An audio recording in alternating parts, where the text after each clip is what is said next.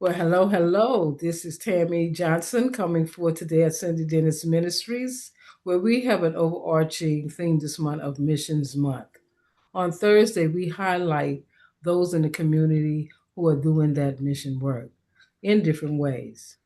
Today, we have Shonia Pollard, who will be telling us about a program that many may not know about. It's called End of Life Course. Okay, a course that is done, and I'll let her share all the details. But again, we just want you to be educated on all things, not just some things. And again, as we bring these particular entities to our platform, we hope that you would not only utilize the information, but also share it with family and friends. Okay, so without further ado, here is Shania Pollard. Hello, everyone. My name is Shonia Pollard, as stated, for the end of life course. We also call it EOLC. I bring this to you because the importance that what we don't know about the paperwork that is needed at the end of life. This also captures prior to someone actually passing the things that you truly need to know about and have on record with the county, with your family, so that things can go smoothly. The purpose of this is because so many times we encounter family arguments, disagreements. What do we do when someone gets sick? What do we do when someone passes?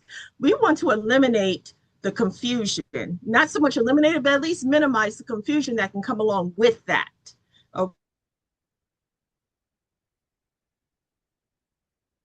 Okay. One thing that is, they want things written, paperwork. Hospitals want paperwork. We want to make sure that we have equipped you all with the paperwork that is needed. As we all know, we perish from lack of knowledge. This is why I got into this. Okay.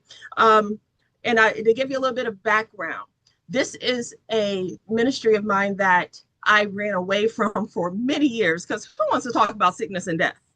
But the bottom line is we have to deal with it. And the one thing you don't want to do is be in the midst of it and trying to deal with it. And now everybody is in an uproar. Now you have families that have separated. So what I've done is I began to do research. Began to take courses. I did all that. I am not an attorney. Let me make that clear.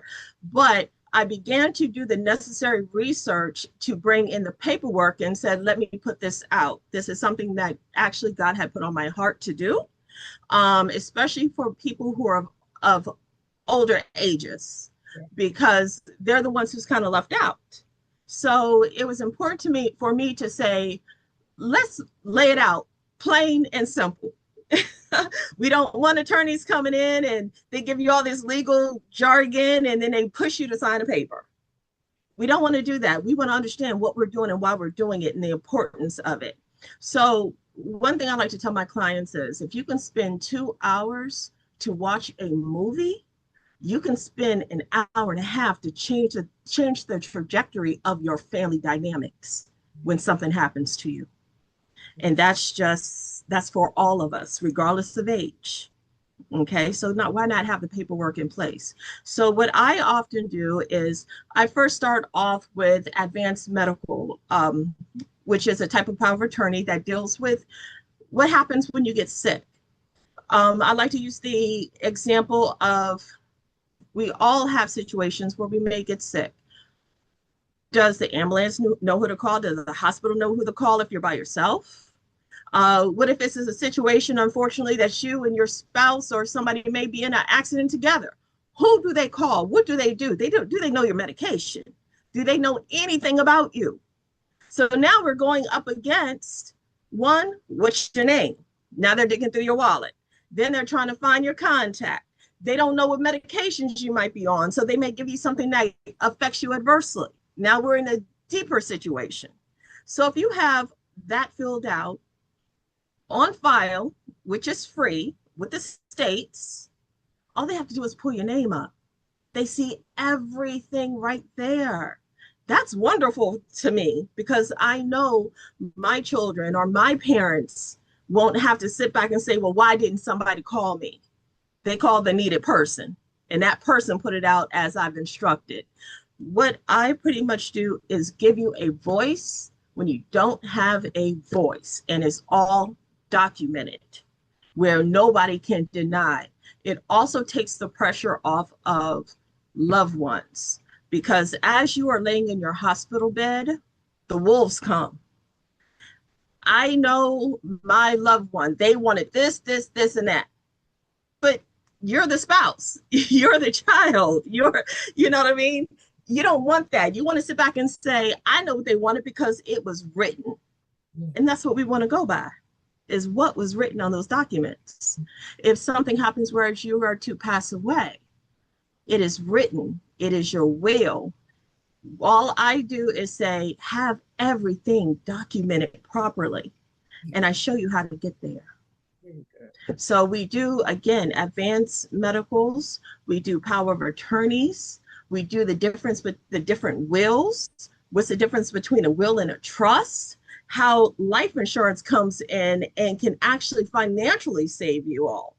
Simply because a lot of people, someone passed away, you see a lot of GoFundMe courses or GoFundMe pages. Recently. And then they take a lot of money out of that. They take a percentage. And then the person is laying in state, can't do anything with them till 2, 3, 4 weeks later. Why is that when you can have everything situated right now? Yeah.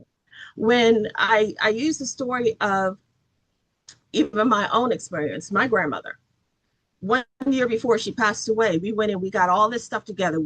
I sat down with the entire family, worked out everything. She passed away suddenly. She actually laid her head down while playing bingo, and everybody thought she was asleep. She was gone. What was amazing to everybody who dealt with us was literally from the moment she passed, a week and a half later, we had her funeral. All expenses paid through the life insurance. Okay. Everything she had, credit cards, her bills and everything was all shut down in less than a month and a half. And her house was sold 6 months after because we kept it open like that, but we didn't have to. Mm-hmm. On the flip side of that, I have another grandparent who did not do anything, would not hear my words. Let's get the paperwork together. It's been 4 years. We're still going through legal battles with family, and our family is destroyed because of it. Attorneys have gotten involved from this end to that end. And that is a sad thing when all you had to do was have a piece of paper. Yes, yes. So this is what I bring to the table. This is something that God gave to me, and I promised I would give it back. Mm-hmm. That's how important this became in my life. Yeah, I do not deny. I tried to run from it. Because again, who wants to deal with something like this? Until I had to face it, not once, not twice, but over 20 something odd times, because during COVID, I had 23 people leave my life that were close. Oh my God. Some had paperwork, some didn't. And I had no choice but to sit back and take heed to what I was told to do. The final straw for me, literally, of me putting myself fully into this was my uncle, who was in a nursing home. I tell his story often. The nursing home, he was literally suffocating. And the nursing home told his brother, we didn't have any oxygen here. He's going to have to wait. Wow. Wow. They also hankered my aunt at the time she had came to me and we got a advanced medical together. Mm-hmm. They hankered her not to have one so they can have full control. Wow. We put one together anyway. Well, guess what? We sued them and won because of the paperwork. Okay. All I can say, guys, is take the time to do your advanced medical. Take the time to do your power of attorney. Take the time to look into insurance policies so you're not financially burdened. There's so much going on. And in today's time, there's no guarantee. It's not an age thing. We're not looking at people who are 90 years old, 100 years old passing. So true. You're 20, 30, 40, and they're not coming home. Yeah. You got to be prepared. Most And definitely. that is what my ministry is I am here to help get these things together. It's not a financial thing. I just want to do what was placed on my heart and do it to the best of my ability. And if it's not me putting the paperwork together, it's at least giving you guys the knowledge of what you need to have. So when someone throws it at you, you've already heard those words before. That's the key. You walk into that hospital and they say, "Do you have an advanced medical?" Don't be that one saying, "I never heard of that." Right. Right. Right. Very Be good. the one saying, "I got it." Yes. Tell me, one thing I was thinking about. I mean, I've been listening to the course a couple times, and again, I love it because it drills down again into that thing that we are not educated about. So, thank you for answering the call. Tell me about the military aspect. Isn't there something there? It is, yes. So a lot of people are under the perception that, you know, my mom, dad, sister, brother in the military, and something happens to them, they pass away, and the military swoops in and takes care of everything. No, they do not. Military takes care of the plot, the burial, the autopsy, the funeral home, all that is still under you. So where people assume that the financial gain for being in the military, that is not there. The most, I will tell you, this is from 2022. Um, the most that they will give you if you pass away in the military is around $2,000. If you are out of the military, the most they will give you is 800. Mm-hmm. Okay. Now, interesting enough that when a person passes, if I've just given you those numbers, your autopsy alone can run you $4,000 or $5,000. Wow. Okay, so I just said the max they would give you in service is $2,000. So what they do offer for you, because they don't offer a casket, what they do offer for you is a plot. They have offer you the headstone. They offer you the military salute. That is it. And the way things are going at right now, they're trying to strip that from it. The Mm. way we are in this economy right now, they have been talking about taking away even those privileges. Wow. Okay. So, one thing I was encouraging, and right now, where we are, they've kind of put a halt to it, but there was a pre-arranged burial that you could do for the military. Prime example, my father is military. I already have his burial plot out of the cemeteries that I've chosen.